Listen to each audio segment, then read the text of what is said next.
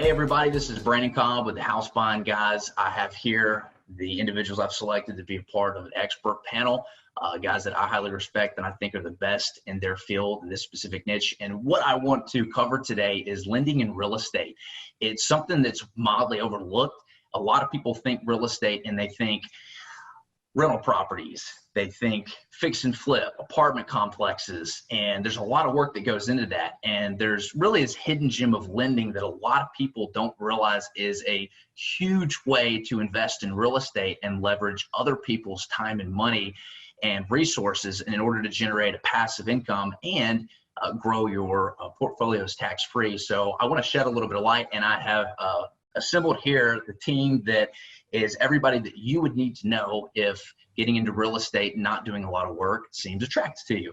So the way I want to kick things off is just introduce each person, and I'll start. My name is Brandon Cobb. I own the House Buying Guys. We're a fix and flip company. We do 40 to 50 residential fix and flip projects a year. Currently this year, we'll probably purchase and sell about $7.5 million worth of real estate, and I'm always looking for unique ways to add values to others, which is why I'm here. Will, you want to introduce yourself? Absolutely. My name's William Wood. I am currently a hard money lender in the Nashville and Middle Tennessee area. I started in real estate in around June of 2009, full-time since then. Started out primarily as a renovator. So I was rehabbing properties, doing full gut down to the studs renovations.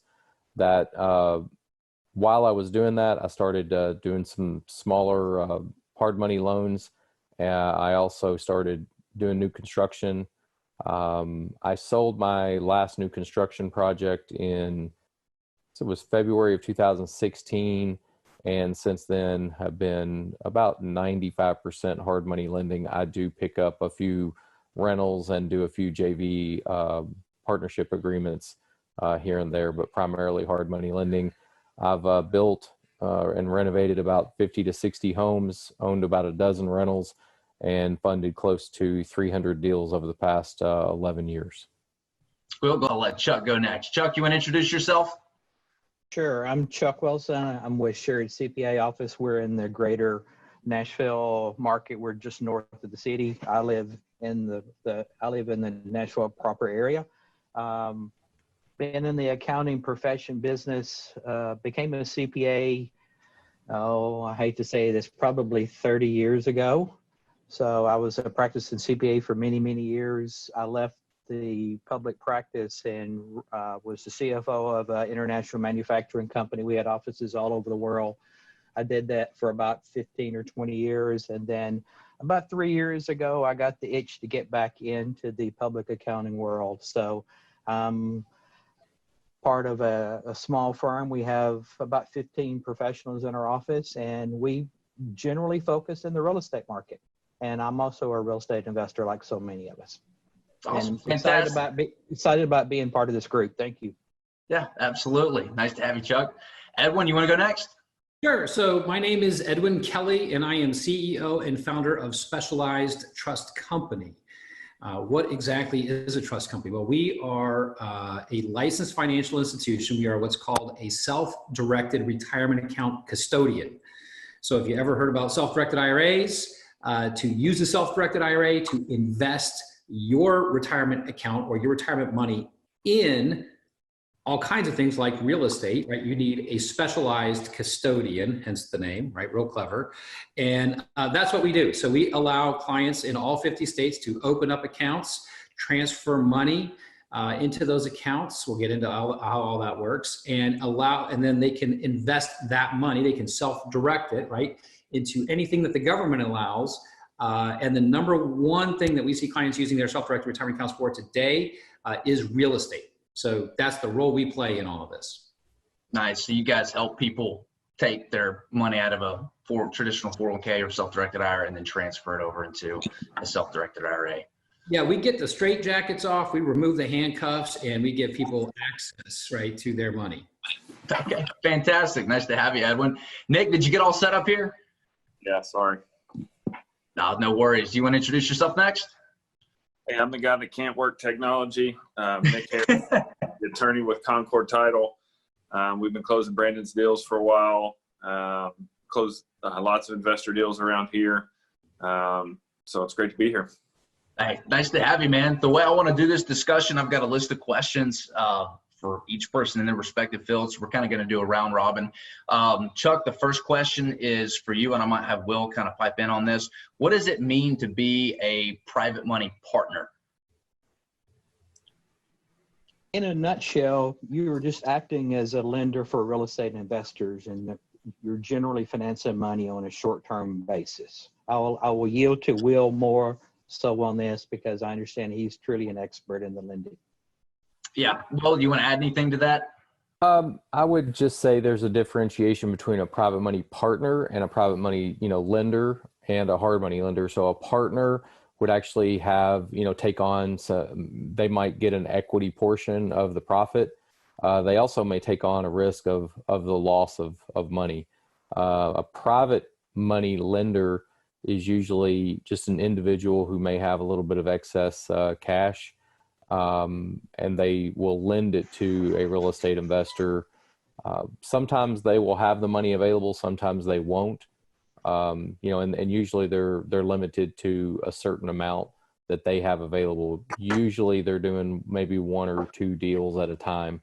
Whereas like myself as a hard money lender, I'm currently I have about 30 loans out right now, and I'm constantly working, a pipeline. This is my full-time 40, 60 plus hour a week job. And I'm a little bit more probably technical and attuned to the risk and the needs and maybe a little bit more attentive to the real estate investors' need to quickly move. Not that a private money lender or private money partner wouldn't be, but being that I've been in the business, I live, eat, sleep, and breathe the other side of essentially the transaction that you're doing, which is the buying and renovating side. Yeah, you're a professional lender, basically. Mm-hmm. Yeah, fantastic. Next question is for you, Will. Why do investors need hard money lenders or private money lenders? A multitude of reasons. There are some really fantastic renovators who have decided to scale their business just like you guys have, that use me and hard money lenders, private money, for a multitude of reasons that don't have anything to do with not being able to get a bank loan. It has everything to do with speed, ease, and knowing that you've got some flexibility to do a lot of different projects that maybe banks don't normally like to fund. You and I, for example, we know what ugly houses can turn into through your renovation process, and we can see through the clutter, the junk, the 70-year-old, 100-year-old home. We can take a burnout and envision the future beautiful house that you guys may get into. So I would say that is the primary reason, is probably speed and flexibility of the deals that I'll fund versus what a bank will fund. Usually banks like pretty houses that have been fixed up, and if they're going to be investment houses, they've already got cash flow to them, and they just can't wrap their head around taking a house that needs $90,000 worth of work that's beat up and that's not cash flowing. It doesn't compute with them. It's just not their business model. In some cases, I lend to people, and again, this doesn't reflect you and your business. Some people have good deals, but they don't have great credit and they don't have great income. So they can hunt down a great deal and they can conduct the turnaround, but there's no way in the world they could go to a bank, even if banks would fund a renovation, because maybe their income is sporadic and the bank doesn't really trust that sporadic income. Maybe they're a rehabber, maybe they're a realtor, maybe they have some other sales commission job where their income ebbs and flows. And, sometimes they have credit issues or challenges. In 300 loans that I've funded, I've never checked credit because the deal has to support itself. But again, a bank can't wrap their head around that. They have a minimum credit score checkbox that they need checked off. Whereas I'm looking at the deal and saying, you know, and I tell all my borrowers this worst case scenario, you know, if you default and you can't refinance or sell it and you default, then, you know, you got to know up front that the worst case scenario is foreclosure and you'll lose the house, you'll lose the down payment. So they all understand that. And I've had to do that very few times because I really vet my clients and I vet the deals. And I even try to protect my clients from the bad deals. Whereas if they look at one and maybe they've underestimated repairs or overestimated the after repair value. So there's a lot of reasons, you know, why investors need private money lenders. Credit challenges, income challenges, you know, can't get bank loans, need to close quickly. You know, you need to close in a week. You know, I know there's been many a times, I mean, you guys are pretty good about giving me a heads up. But in many cases, you know, I get a call and they need to close in 3 to 5 days. You're not going to get a closing from a bank that quickly. Yeah, we live in a world where in our business, it's all about providing value to motivated sellers, and we got to close these things fast in order to serve them. We can't do that with a bank. Exactly. And that's the best way for you to get the best price, is to be able to offer a quick closing. And so when I can offer that, essentially you feel secure in being able to make a strong offer of a quick close. Yep. I like it. Love it. Edwin, the next question is for you. What if I am thinking about lending in real estate, what sources of funds can I invest with? So when it comes to retirement accounts, you can invest with any type of retirement account. So people are familiar with IRAs, traditional and Roths, but you can also invest with what we call small business retirement plans, SEPs, Simples, solo 401ks. And then there's also tax advantage savings accounts, education savings accounts for the kids or grandkids, health savings accounts. All of those accounts can be used to invest in real estate transactions. What makes that possible is the custodian that holds it. So as an example, most people have what I call a plain vanilla IRA. It's held at a bank or brokerage. If you were to say, hey, I want to invest in real estate, or invest in Brandon's project, they're going to say, no, you can't do that. And what they really mean is you can't do that with them. So when you have a self-directed retirement account custodian, that custodian, if you say, hey, I want to invest in a project, or I want to lend money to an investor, they're going to say, no problem. That's what we process here, right? And so it's really the financial institution that holds the retirement account that determines what you can invest in. But any type of an account you have, so long as it's held as a self-directed custodian, can be invested in a real estate transaction. Gotcha. And I know we raise funds from people who have CDs that are paying 2%, or just cold hard cash in the bank too. If you've got money that's just sitting on it, eating away at inflation, that may be a great source to generate some passive income for you. Absolutely. Awesome. Thank you, Edwin. Next question is for Will. How long is my money invested? I think that really depends upon, obviously, the borrower's project. So I myself haven't been able to justify for the client for them to be able to borrow money from me for new construction purposes. It's too much capital for too long of a time. So you take the massive capital times the interest rate times a longer construction time frame, and it's just too much interest that eats into the borrower's capital, into the borrower's profit. So not that I wouldn't, now if you're going to do a new construction, then you want to be quick about it, and if you're building a small home and you've got lots of boots on the ground all day, every day, then, private money, hard money can still work, and you can still be very profitable if you buy into deep equity and, buy the right property at the right price. Generally speaking, loans are 6 months. I've, in specialized situations, I've increased the fee or the terms to go to a 9-month or 12-month if it's a very large project, and I and the borrower have talked through it and it all makes sense. But generally it's 6 months. I like to tell anyone who's thinking about lending money on real estate projects that it's an art, not a science. There is some there are some guidelines and there's some estimates.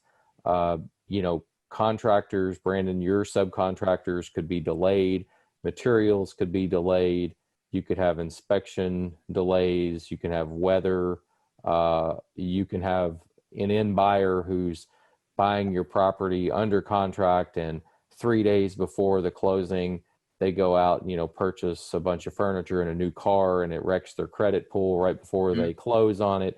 So all of these things can happen, and all of a sudden, a borrower of mine was going to close their loan and pay me back in 5 months, and then the contract, fell out.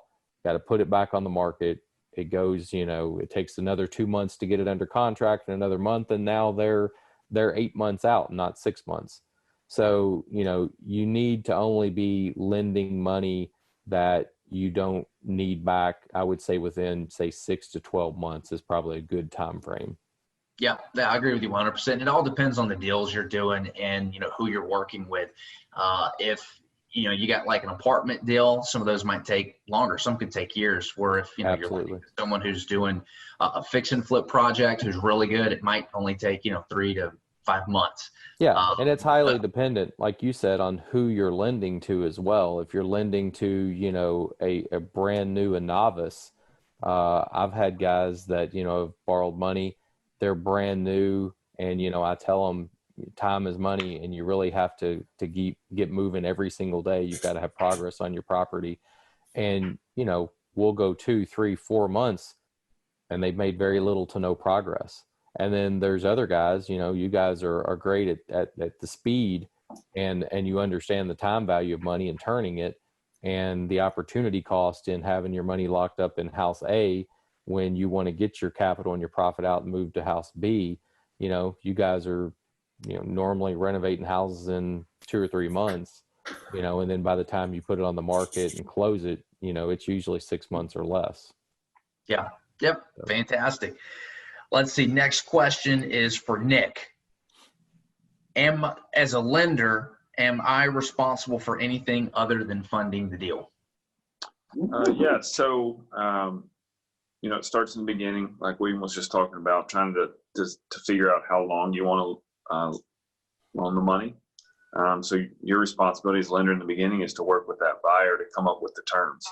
So you're going to discuss the amount of the loan, the interest rate on the loan, the length of the loan, paying back of the loan.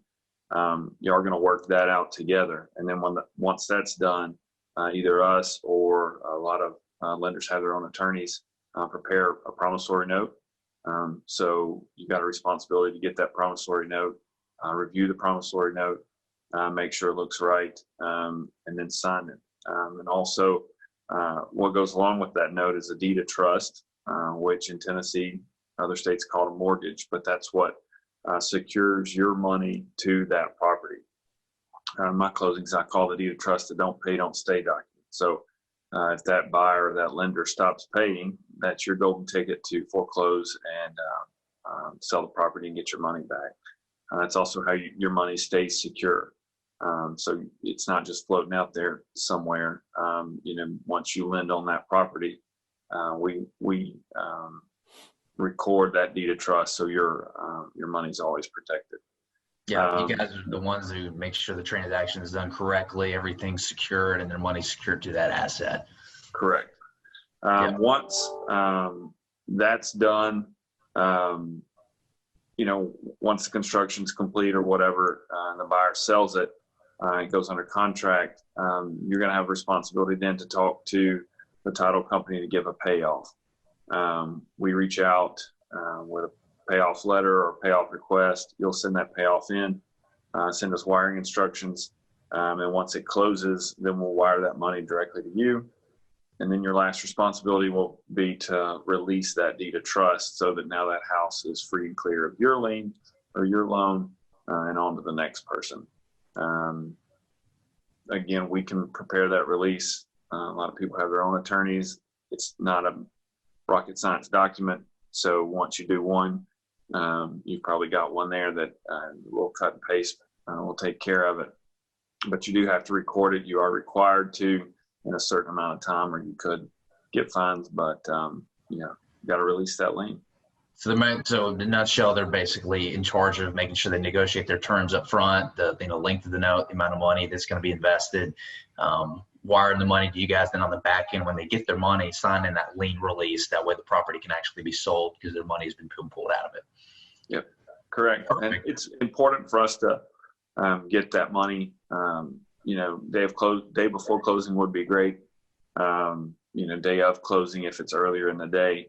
And the documents the same way. The quicker we can have those documents approved and ready to roll, it's going to be easier for us on the front end. Anytime you get documents as you're running into the closing table, that's kind of when mistakes happen. So anything you can do on the front end is beneficial. Great. Thanks for that. That was a well thought out answer. Chuck, next question. We deal with it all the time, so. Yeah, I know. I know personally, I need to get better about wiring y'all money sooner. A lot of our deals, y'all do a phenomenal job of putting up with me sometimes. Next question is for Chuck. If I'm lending money to someone on real estate, what are the tax implications for lending? Well, that's kind of a complicated answer. It depends, as we've been saying for this entire call. It depends upon the transaction.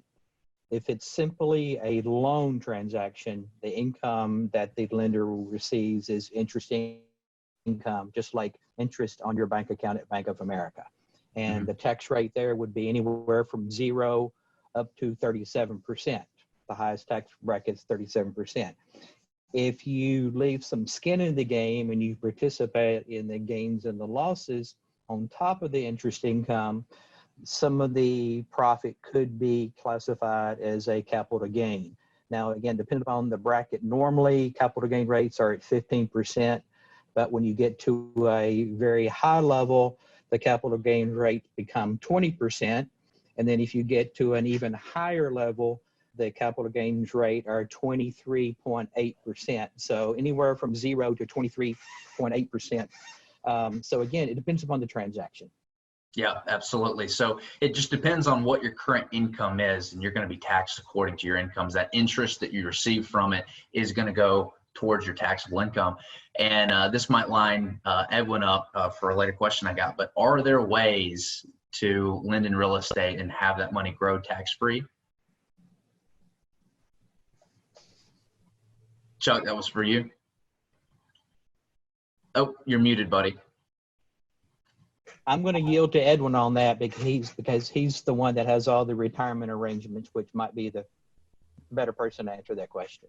Yeah, I got him lined up. So there is a way to lend using your money and let it grow tax-free, and I've got that later. It lines him up perfect. The next question is going to be for Will. Does it matter who I lend money to?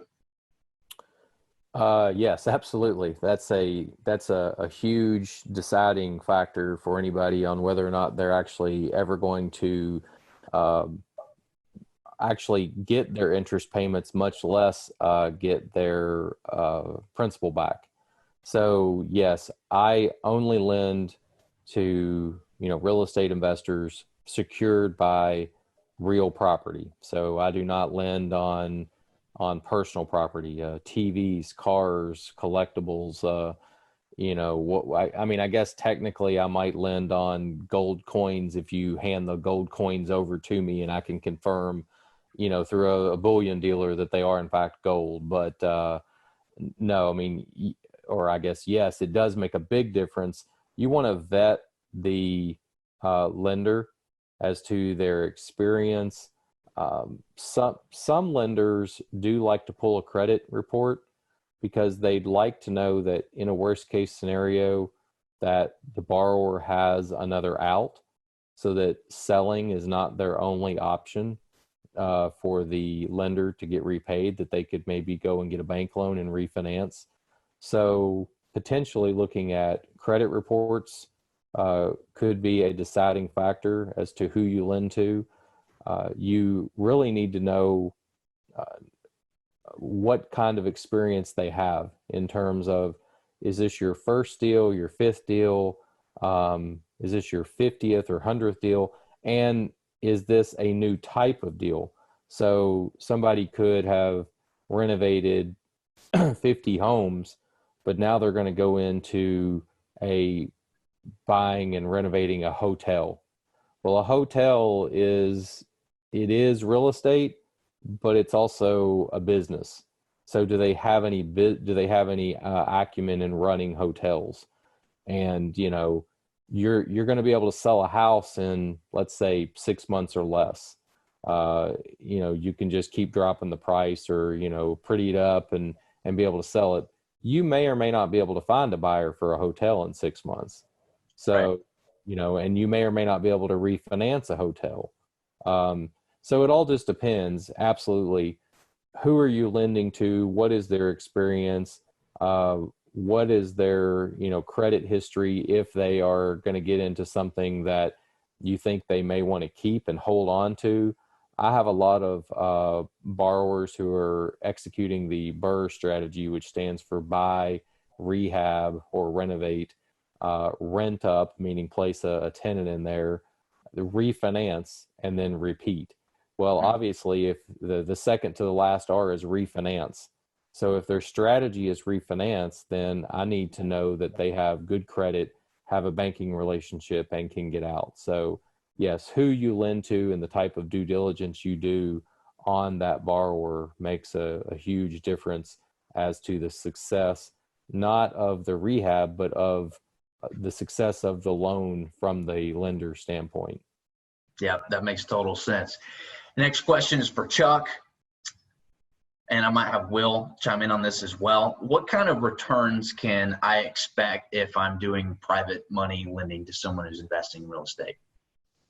Well, my first answer or statement will be, it depends upon the deal. Yeah. And again, if it's an interest deal, it could be one number. If you have skin in the game, it could be another number. Every customer of yours will be different. Every project that they bring to you will be different. But I see double-digit returns almost on every project. Yeah. Yeah, it all depends on who you're dealing with. Will, do you want to add anything to that? Yeah, I think there's kind of a standard, probably. I would say there's probably an average. There is no real standard. Brandon, like you said, if somebody has money in an interest-bearing CD at 1%, if they're happy with 3%, well then, you can negotiate that. I myself wouldn't lend money at that rate, but I see, to Chuck's numbers, I see, usually anywhere 9 to 15%, somewhere around there, but yeah, usually it's double digit, returns. Yeah, it's all a function of, who you're dealing with, the amount of risk in the deal, and, what you're able to negotiate, what's fair to you, what would be worth it. That's right. Yeah, it's really just in what works for both sides. There really is no standard except for what the two parties agree upon. Yeah, perfect. My next question is for Edwin. What is the advantage of using retirement funds to invest in real estate as a private lender? Yeah, so there's a few big ones. There's several, but there's a few big ones, and I'll start with the one that you already kind of alluded to, which is the tax, right? The big advantage, and the reason why people think about having an IRA or have a retirement account, is because when you invest the money inside of a retirement account, it grows 100% tax protected. Yeah. No capital gains, like you guys were talking about earlier, right? There's no income tax on those investment gains. And so as I hear you guys talking about the returns, you compound those kinds of numbers in a tax protected environment, people will exponentially grow their wealth faster and larger than they can imagine. And I see it all the time in these accounts. And that's the reason why, right? Because we're taking the taxes out. In many cases, depending upon the type of an account they have, they can spend 100% of that income or profits generated 100% tax-free. So the tax benefits are the number one reason why people use retirement accounts to invest in transactions like private lending. A second reason that a lot of people are not aware of is asset protection. Because believe it or not, and I'm going to make a general statement here, retirement accounts are judgment proof in all 50 states. Now, it does come down to the state and what type of an account you have in many cases, but as a general rule, I can tell you is that retirement accounts are judgment proof in all 50 states. So what does that mean to someone? If you're an individual and you declared bankruptcy as an example, the assets and the income generated in your retirement account are off the table to creditors. If you had a business that went bankrupt, your assets and the income generated inside your retirement account is off the table, right? If you were tried and convicted of a criminal offense, the court can take your life, but they can't take your retirement account. Now, that doesn't seem right, but that's the way it works, okay? So asset protection is a second benefit. I'll leave you with one more, right? Lucky three. There's several more, but I'll just give you one more. And that is really one of the huge opportunities is the ability to diversify. Everybody has a need to build wealth. Everybody wants to stop working the day job or running their business on a daily basis at some point. So most people, 67% of Americans over the age of 35 specifically, right, have a retirement account. And not everybody's comfortable being fully invested in the stock market where we've seen, out of control volatility. There's been record highs and they're followed by record drops. And that's a lot for folks to stomach. And so a third benefit to self-directing a retirement account into real estate is simply the ability to diversify into, like you guys are talking about, fixed rates of return that can compound very nicely. And by the way, your money is collateralized and secured at the end of the day, something you do not get in the stock market. So those are the three big reasons we see people use retirement accounts in combination with real estate. Yeah, that's huge, especially if you're trying to protect your assets and, you're trying to create something where you just want passive income, especially those. I think a lot of people got hammered recently with the whole COVID thing and they watched their portfolios get hammered 30%. And those who went from the dreams of retiring this year quickly realized that they've got to come up with another game plan. 100%. Right. Next question is for Will. How much money do I need to start lending? I think that's going to be a function of the end borrower and what marketplace they are in. Mm-hmm. For example, you could probably start in many small towns in the United States with, say, $50,000, and that would be enough to, buy a small house and maybe even, fix it up and repair it. Mm-hmm. Whereas in Nashville, for the most part, you're going to need $100,000 for a pad of dirt, and that doesn't even get you the house. So, if you were in a extremely high cost of living area, say in Southern California, you might need $250,000 for a pad of dirt to build a garage on. I mean, it's really location dependent. One other thing that I would add to that also is I don't generally recommend that people lend in second lien position if they are not highly astute and understand the risk of that.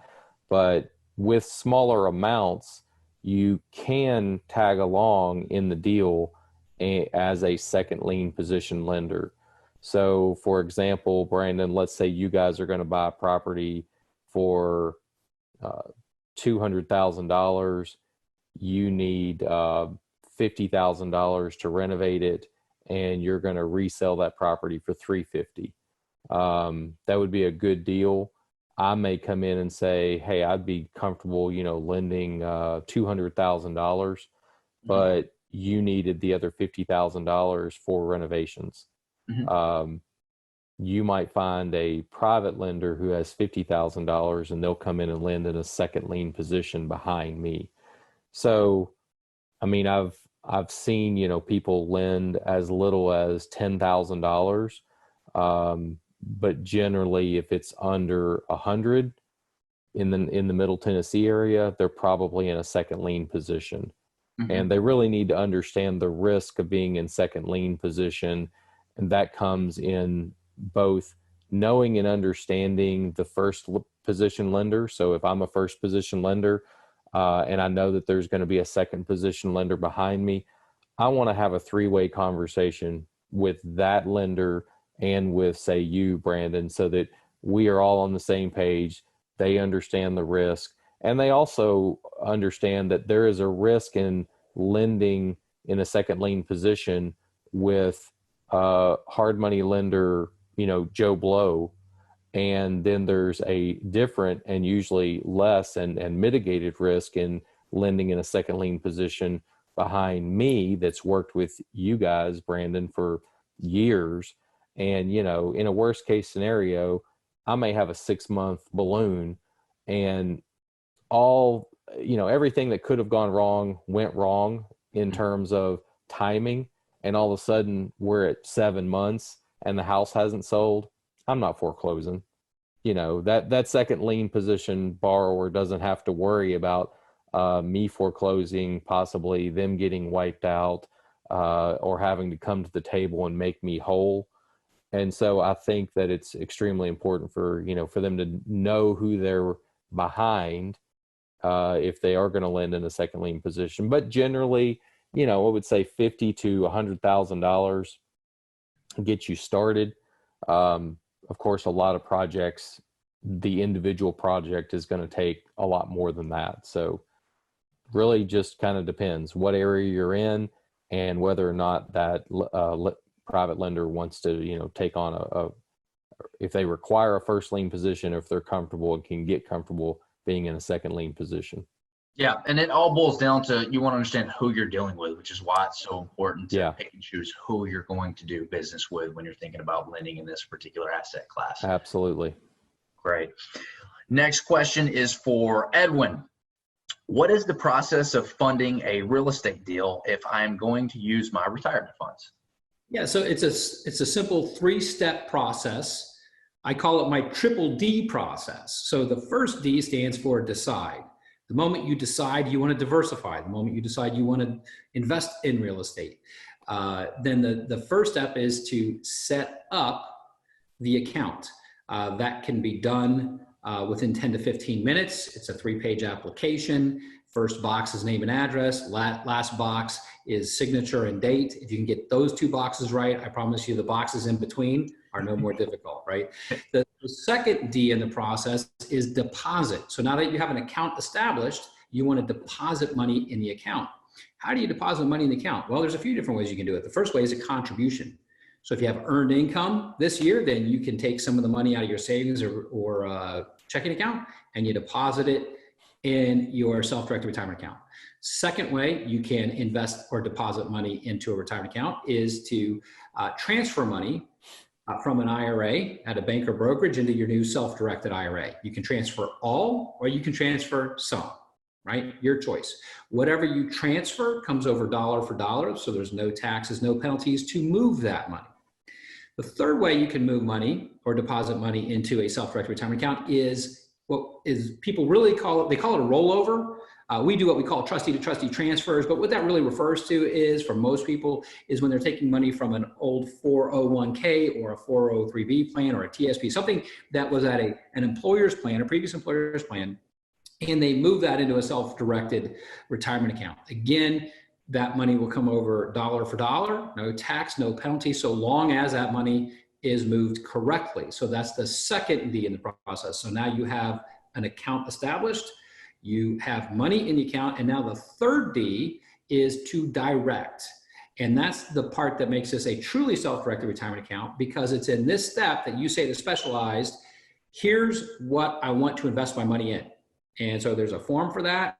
You send in the accompanying docs, and that's it. Money goes out the door, right? Gets wired to closing and goes over to Nick, and then the deal gets consummated, so to speak. And that's the simple 3-step process. And is there anyone they could reach out to make that process as simplified as possible and make it easy? Is there what? I'm sorry? Is there someone that they could reach out to make that process simple and easy? Yeah, that's the thing. We give everybody a single point of contact to Specialized. So that if somebody is brand new to this, they get a single point of contact, and that person will help them go through the process from beginning to end. So you could be able to take care of them. Absolutely. Absolutely. Perfect. My next question is for Nick. Can you explain the process of funding a deal if you were using cash? So if I'm a private lender, what would be the process to fund a deal for a real estate investor? Yeah, so once the deal gets ready to close, we've got that final number we need from the lender. We'll send you the settlement statement to look over. We'll agree on all the numbers, all the fees, and then we'll send you our wiring instructions. Tennessee is a good fund state, so anything over $5,000 needs to be wired to us. Again, wiring it a day before closing would be great. Day of closing is fine. That's pretty much it. Just make sure the wire's in, and we're good. Nick, should a lender ever wire money directly to the real estate investor? I mean, if they want to do it and it not be secured, yeah. I mean, that's kind of what we're there for.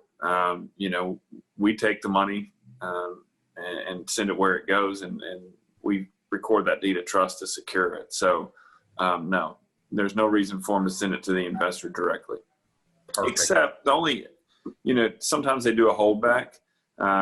You know, they may be lending 200,000. We only need 150 to close, and they've got 50,000 in construction costs. Then yeah, we've already secured your full 200,000, but you've held back 50,000 that you're using for construction down the road. So yeah, I don't need any of that money. You know, you can send that directly to the investor to pay those bills at that time because you've got the full 200,000 secured. It's already secured, and it's been attached to the property. Excellent. Nick, next question is also for you. Can the private money lender live out of the country? Yeah, I mean, they can live wherever they want to. The only thing we do need is if when we're doing payoffs, we want to wire that money to a U.S. bank account. We can't wire it outside the United States with as much wire fraud that goes on these days. It's just too risky. Our underwriters don't allow it. So I don't care where you live, as long as you got a bank account here that's got your name on it. You know, if Brandon Cobb's lending, I can't send a payoff to somebody else. So as long as the bank account's in your name and it's a United States bank account, you can live wherever you want to. Okay. And last question for you, Nick. If I am a new private money lender and I'm going into this, you know, obviously I want to use a title company like yours to secure my interest to the property. Can I use just any title company, or is the title company I use important? And I'm going to go ahead and start this off and say, yes, it's very important. Well, you know, I thank you for letting me be on here. Obviously, you close a lot of deals with us. We've closed a lot of deals with William as well. You know, we're familiar with it. Not all title companies are familiar with how investor deals work. Lucky for me, I have somebody on staff, Tracy, who everybody loves, and she's very familiar with investor deals, how they work, familiar with all the hard money lenders. So we've been there. We've done it. Not to say we don't learn something new every day, but we know how this game works, and we enjoy it. So we love your business, obviously. So yeah, I think it's important. Yeah, you guys are awesome. I've loved working with you guys from the get-go. You'll do a phenomenal job with customer service, which if you're turning and burning these things like we are is so important. So I've loved working with you guys. Thank you for everything. Yeah, and Brandon, I would add to that. I mean, obviously, Nick and Concord have been great to work with. They communicate well, and they can foresee problems and get out in front of those. And, you know, when you've got a closing deadline, you know, you've got, in many cases, hard, non-refundable earnest money on the line. So, you know, not only could you as the borrower, you know, lose, and the investor lose your earnest money if they don't close timely, or if I don't wire in money timely, you could also lose the profit. You can lose, you know, your good name. You know, there's a lot of things that can go wrong. So understanding and getting out well in advance in front of the problem, and foreseeing potential problems and heading those off is extremely important. And I've worked with some, let's call them challenged title companies, and they just don't quite get it. They seem to be either understaffed or maybe more in line of working with retail, you know, buyer borrowers and don't quite understand all the nuances and the need for speed and a timely execution. So it's extremely important to work with. I like working with, I've got about 5 or 10 in Middle Tennessee that, if someone were to ask me, that I would give high praises to. Concord's definitely one of them, and then and I don't verbalize it, but then I probably got, 5 or 10 that I'd probably prefer not to work with. I would. But yes, speed, communication, and just understanding, as Nick said, how the game works is extremely important. Yeah, 100%. That's why I love working with you guys. Next question is for Chuck. If I'm thinking about lending in real estate, is the CPA I use important? And I'm going to start off and I'm going to say, yes, it is definitely important. Well, you just answered it. Of course it is. And I'm echoing what Nick and Ed and William have all been saying today but let me start by saying the minute you start into a new business or investment, you need to have your partners in place. And your partners could be CPAs, attorneys, lenders, title companies, Edwin's company there, Specialized Trust Company. You need to get all those people in place. They're all very expensive people, but in the long run, they will save you a lot of money. So how do you find those people? Research, research, research. So what's the first thing you do is you talk to your friends and associates. Who are they working with? Is it a person? Is it an agency that they work with? And if they give you the name of a company, then go do your research. That's talking with people, go to their website, see what you can find out about them. As a CPA firm, do your research on the firm. Find out, do they specialize in real estate, or you don't want a firm to say, yes, we work with all clients. No, you need someone to specialize in the real estate industry. After you find that firm or that person, reach out to them, cold call them, and ask them general questions. The next step, if you find that you like this company, then you actually go in and interview them. I have a little story for you. I had a client last year that was referred to me by their banker, and they called me and they interviewed me as well as 3 other firms. I mean, literally interviewed me to find out if I was a fit for them. Not just was I technically sharp, but did we have a meeting of the minds? You can be the smartest person, but if you can't get along, you need to move on and find somebody else. So bottom line, research, research, research, build that team around you. Yeah, I personally use Chuck, and the reason is he understands taxes and he understands real estate, right? That's why I picked him, as he's in the business. I think he even owns some rental properties. So always good to partner with people who understand what you don't know every single day that you're doing this, if you're thinking about getting in there. So loved working with Chuck. He's been saved me a lot of money in taxes. I'll put it that way. Next question is for Edwin. If I'm looking at becoming a private lender and I'm thinking about transferring funds over from my retirement account into a self-directed IRA to lend on real estate, is the company I use to do that important? And I'm going to start and say, yes, it's very important. I knew you were going to say that because you've said it like twice already. So you know what? Here's what I'll say. The level of when building out your team, I always tell people, I'm in business and I'm building wealth, and this is a lifelong endeavor. And so I look at this almost like a marriage. Who do I want to work with over a long period of time? Do we share values?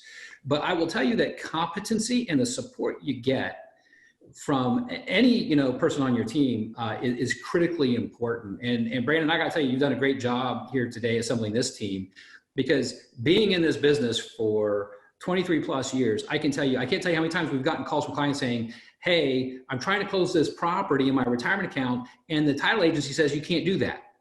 It's like, yeah, they're wrong, right? So then we get our attorneys on the phone with the title agency, and they go over the code, and it's like half the time they still don't get it. And it's like, look, you need competent people like Nick on your team, right?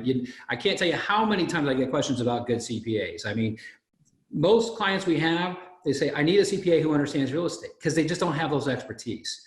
and so you've compiled an amazing team here today, and that's the key. I think Chuck made a great point. You want people who work well with you, but you want team members that can work well with the other members of the team. And it is not uncommon that we will jump on the phone with, we're always on the phone with title agencies that our clients work with, or their CPAs, going back and forth, making sure they're setting up the correct accounts and the money they're putting in can go correctly. And so, yeah, so choosing the right custodian. I mean, this is a lifelong endeavor for you, and if you do it correctly, not only can you rescue your retirement, you can rewrite your family legacy, because there's all kinds of benefits for estate planning with retirement accounts that we didn't even get a chance to talk to. And so this is a long-term endeavor. So choosing the right company is absolutely critical. And I'll just say that, summarize it this way, that's what kind of separates Specialized, is that when I founded the company, I wanted to do more than just get a custodian, put together a custodian that says, tell us where to send the check. Because that's what most of my competitors do, according to our clients. That's one reason why we're in business, because we're big on support, education, and training, because people say, look, I want to know that I'm getting the right account. I want to know that I'm using the right accounts. I want to know that I'm doing this correctly and how the process works. And so that's what I mean by support. Those are the types of resources that we provide our clients. Yeah, I highly recommend Edwin and his company. They do a phenomenal job. If you're thinking about getting into this and using retirement funds, please reach out to them. Everyone's contact information will be below their name here in the video, and you can reach out to them and contact them. The next question is for Will. Is the person, and I think we kind of covered this a little bit, but is the person I lend money to important? Yeah, again, we've talked about experience, and not just in real estate in general, but in that segment of real estate. For example, I have had people come to me and say, hey, would you want to invest in my storage business? And I'm not as adept in that, and I also know that they're usually looking for longer term. But I want to know, well, what's your experience? And, I've had two people come to me before asking, and this is their first, rodeo in terms of storage. So I believe in those people. They've done well in other realms of real estate, but maybe I don't want to be the guinea pig on their new niche in real estate. So yeah, absolutely. Who you're lending to, what is their credit? What's their income? Is it a husband and wife team?